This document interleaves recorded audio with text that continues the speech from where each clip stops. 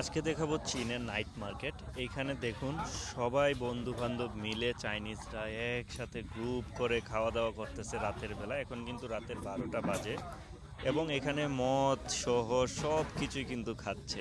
এবং দেখুন চাইনিজদের খাবার দেখলে আপনারা অবাক হয়ে যাবেন, ভাববেন যে এইরকম খাবার ওরা কেমনে খায়।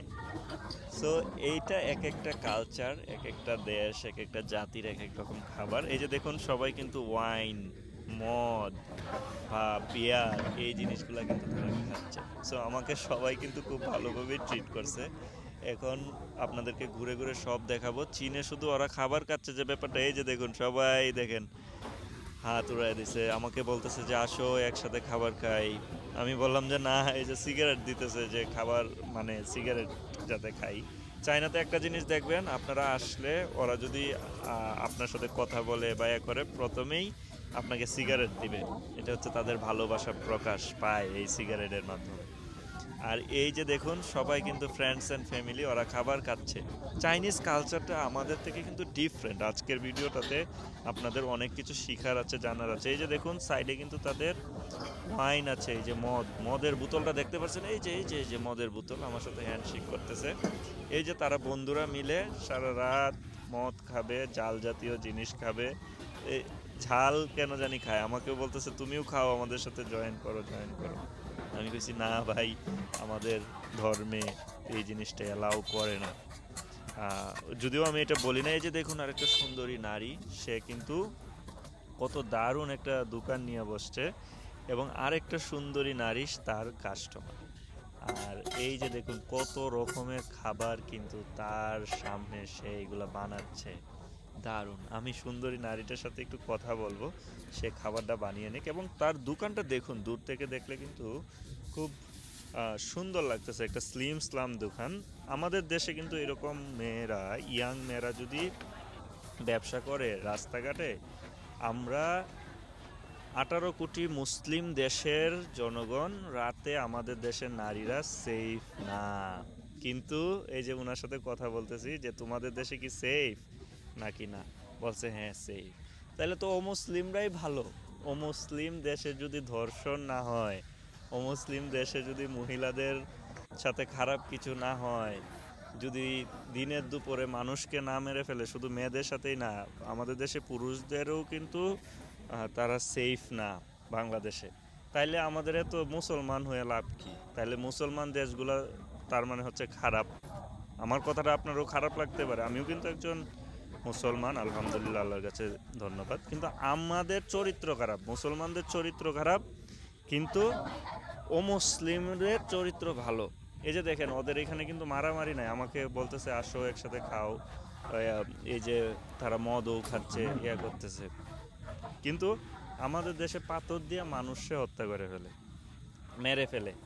কিন্তু এই যে অমুসলিম দেশগুলাতে এই আমি কখনো তাদের মধ্যে মারামারি দেখি নাই। আমি কখনোই মারামারি দেখি নাই। তারা বাংলাদেশের কথা শুনলে অনেক খুশি হয়।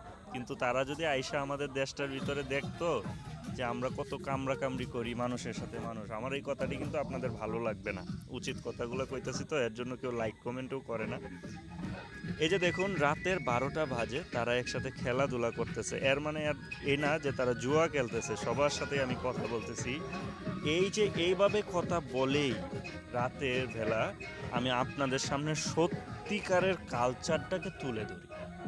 এর জন্য একটু লাইক কমেন্ট করেন, নেক্সট টাইম কিন্তু আরও গুরুত্বপূর্ণ ভিডিও আসবে। সো দেখুন মহিলারা কিন্তু রাতের বেলা এখানে নাচানাচি করতেছে। এই নাচানাচিরও কিন্তু চীনের একটা ঐতিহ্য আছে, সবাই একভাবে নাচানাচি করতেছে। আমি যাব, এখানে ওরা কার্ড খেলতেছে। দেখুন একজন মহিলা কিন্তু সবার মাঝে বসে আছে। আমাদের 18 কোটি মুসলমানের দেশে কিন্তু এরকমভাবে একজন নারী বসে থাকলে সে নিউজে আসতো, প্রথম আলোতে ধর্ষণের শিকার হয়েছে। আমি মুসলমানদের ছোট করতেছি না, আমরা আমাদের চরিত্র খারাপ, এইটা আমি প্রমাণ করতেছি। মুসলমান দেশ তো আরও অনেক আছে, ওরা তো ভালো, কিন্তু আমাদের চরিত্রটা এত খারাপ কেন? বিশেষ করে পাকিস্তান, বাংলাদেশি, ভারত। ভারত ধরলাম যে ও মুসলিম দেশ, ওইটারে আমি বাদ দিয়ে দিলাম। এই যে দেখুন মহিলাদের কাছে যাব, ওদের কাছে জানবো যে তোমরা যে এত রাতে 12টার দিকে নাচানাচি করতেছো, তোমাদেরকে কি দর্শন করে? এটা গিয়ে আমি জিজ্ঞাসা করবো, যে যাই দেখি একটা মুসলিম দেশে কি দর্শন হয় কিনা। এই যে ছোট বাচ্চাটা খেলাধুলা করতেছে, মানে আইন শৃঙ্খলা এত কঠিন, মানে আপনার একটা অপরাধ করে পার পাওয়ার সুযোগ দেয়। আর আমাদের দেশে যে যত বেশি অপরাধী সে বাংলাদেশে সম্মানী, বুঝছেন? যে যত বেশি ধর্ষক সে বাংলাদেশে সম্মানী, যে যত বেশি আকাম কুকাম করে, চাঁদাবাজি করে, ধান্দাবাজি করে, রাজনীতি করে, এ সম্মানী। আর চায়নাতে এটা রাজনীতি পাঁচ আমাদের বাইরে চামড়া তুলে ফেলবে। চাইনিজ সরকারের কথা হচ্ছে তুমি কাজ করো, দেশের অর্থনীতিকে সচল করো। এই যে দেখুন একটা মেয়ে, সে কিন্তু এই যে তার ছোট যে ভাইটা, আদরের ভাই, তাকে হচ্ছে নিয়ে খেলাধুলা করতেছে। এই যে কত কিউট বাবুটা, দেখছেন? দারুণ না? এই যে বাচ্চারাও কিন্তু এখানে সেফ। চাইনাতে রাতের 12টা-1টার সময়ও তারা ব্যায়াম করতেছে, কারণ কালকে হচ্ছে তাদের অফিস বন্ধ, শনি রবিবারে বন্ধ থাকে। এই যে ব্যাপারগুলো দেখলেন, আমি জিজ্ঞেস করবো যে তোমাদের এখানে কি ধর্ষণ হয়? আমি বলছে কি এগুলো তো নামেই শুনি না, ধর্ষণ হইলে চায়নাতে বাপ ডাকায় ছাইরে দিব, বুঝছেন? এইসব চায়নাতে সম্ভব না। তুমি মিউচুয়ালি যা পারো তা করো। যদি তোমার গার্লফ্রেন্ড বা একটা মেয়ে যদি রাজি থাকে, খাস বাংলায় কইলাম, তুমি যা ইচ্ছা করো। কিন্তু আমাদের মুসলিম দেশে রাজি তাই কেউ তো তলে তলে করতেছে, পরকীয়া তো করতেছেই, কিন্তু ধর্ষণও করতেছে। তাহলে দেখেন আমাদের 92% মুসলমানের দেশ। আমি লজ্জিত। আমাদের দেশে শুধু মহিলাদের উপরেই যে নির্যাতন, আমি এটা বলতেছি না, এই যে বেশ কিছু সমস্যা, মানে ইউনূসের আমলেই এত পরিমাণ খুন খারাপি হচ্ছে, এটা আসলে ভাষায় প্রকাশ করা যায় না। যদিও ডক্টর মোহাম্মদ ইউনূসের আমলের খুনগুলো প্রকাশ পাচ্ছে, কিন্তু হাসিনার আমলের এইগুলা ধামাচাপা দেওয়া হয়েছে। নিউজ করার এই সাহস পায় না কোনো পত্রিকা। এইভাবেই আমি তুলে ধরার চেষ্টা করি আমাদের দেশের সাথে আরেকটা দেশের কালচার এবং কতটুকু পার্থক্য।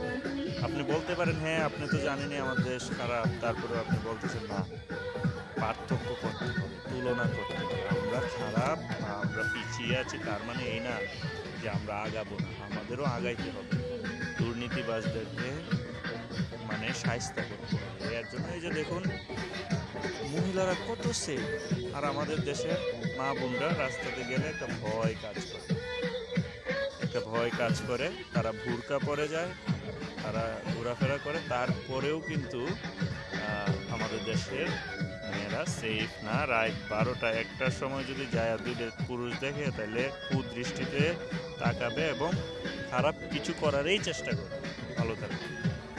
আর আমি জানি আমাকে পছন্দ করবেন না আপনারা, ভালো লাগলে সাবস্ক্রাইব করুন, খারাপ লাগলে আনসাবস্ক্রাইব করুন।